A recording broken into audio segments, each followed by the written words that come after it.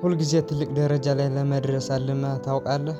ስለ ስኬት አልመህ የተሻለ ህይወትን ተመኝተህ ነገር ግን ተግባር ላይ ስትደርስ ነገ ብለህ ታውቃለህ? ታላቅ ህልም ኖሮህ ነገር ግን በስንፍና የምትታገል ከሆነ ይህ ታሪክ ህይወትን ለዘላለም ሊቀይረው ይችላል። በአንዲት አረንጓዴ መንደር ውስጥ አበበ የተባለ ጠንካራና ወጣት ልጅ ይኖር ነበር። አበበ በህልም የተሞላ ነበር። ለጓደኞቹ ሁልጊዜ እንዲህ ይላቸው ነበር። አንድ ቀን በዚህ መንደር ውስጥ ትልቁ ባለሀብት ገበሬ እሆናለሁ። እርሻዬ በወርቃማ ሰብሎች ያሸበርቃል። ሁሉም ሰውም ምክር ፍለጋ ወደ እኔ ይመጣል። የመንደሩ ሰው ሁሉ የአበበን ትልቅ ህልም ያደንቁ ነበር። ነገር ግን አንድ ችግር ነበረ። አበበ ሰነፍ ነበር። ሌሎች ገበሬዎች ማለዳ ወደ እርሻ ሲሄዱ አበበ አልጋው ላይ ይቆያል። ሰዎቹ በፀሐይ ሲለፉ እሱ በጥላ ስር ሆኖ ስለ ህልሙ ያወራል። ሁልጊዜም በኋላ አደርገዋለሁ ይላል። አበበ ስለ ስኬት ማለም እንጂ ለስኬት የሚያስፈልገውን ልፋት አይወደውም ነበር። አንድ ቀን ጥበበኛው አጎቱ ሊጠይቁት መጡ። ባዶውን እርሻ አይተው አበበ ልጄ ምድርህን ለምን ባዶ ሆነች? ስለ ወርቃማ ሰብል ታወራለህ፣ እኔ ግን የማየው ደረቅ አፈር ብቻ ነው አሉት። አበበም እየሳቀ አጎቴ አትጨነቅ፣ ነገ ጀምራለሁ፣ እርሻያን ምርጥ አደርገዋለሁ አላቸው።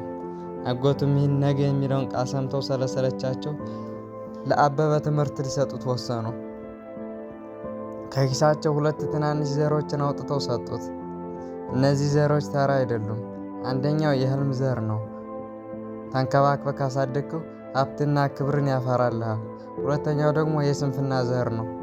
በጣም በፍጥነት ያድጋል፣ ነገር ግን መላውን እርሻህን በአረም ይሸፍነዋል አሉት።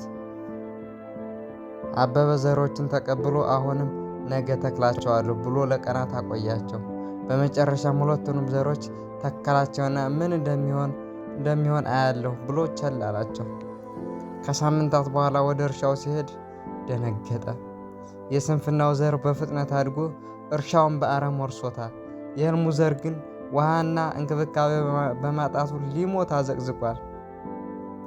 አጎቱ ተመልሰው መጡና እንዲህ አሉት። አበበ ህይወት እንደዚህ እርሻ ናት። ህልም እንደ ትንሽ ዘር ናት። ካልተንከባከብካት ትሞታለች።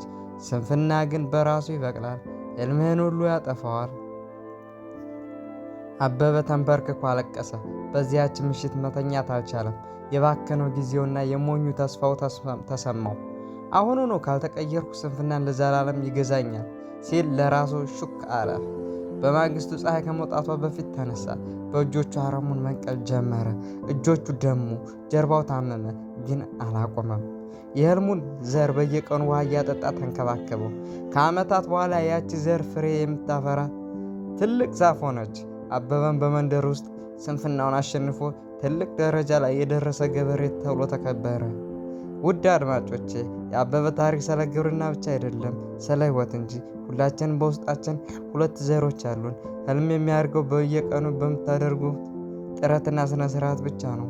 ስንፍና ግን በራሱ ያድጋል፣ ህልምህንም ይገድለዋል። ስለዚህ ነገ አትበል፣ ዛሬ ጀምር።